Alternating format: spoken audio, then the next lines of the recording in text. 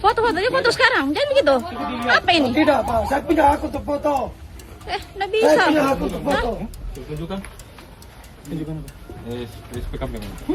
Silakan. Bawa kupe. Bawa. Kenapa kamu kakakku? Sebuah video yang memperlihatkan penangkapan seorang jurnalis advokasi di Morowali, Sulawesi Tengah viral di media sosial dan menuai sorotan publik.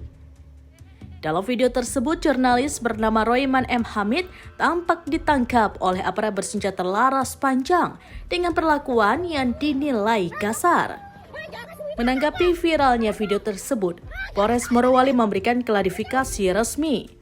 Kapolres Morowali AKBP Zulkarnain menegaskan bahwa penangkapan Royman tidak berkaitan dengan profesinya sebagai jurnalis. Penjelasan itu disampaikan melalui akun Instagram resmi Polres Morowali pada Selasa 6 Januari 2026.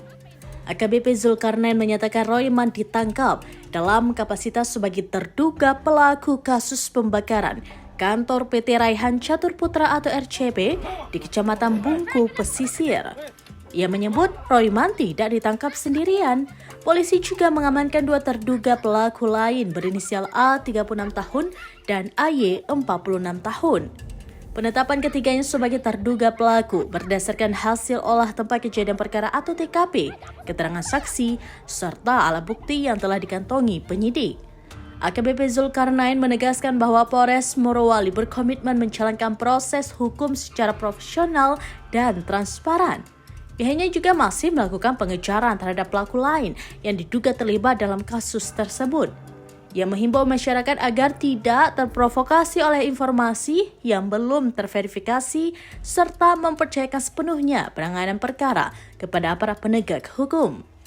Diketahui video penangkapan Royman menjadi perbincangan luas di media sosial karena memperlihatkan dirinya dipiting dari belakang oleh seorang aparat berambut gondrong.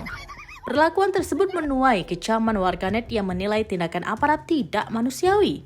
Selama ini Royman dikenal sebagai jurnalis advokasi yang aktif mengawal isu konflik agraria di Morowali sehingga penangkapannya memicu kekhawatiran publik terkait kebebasan pers.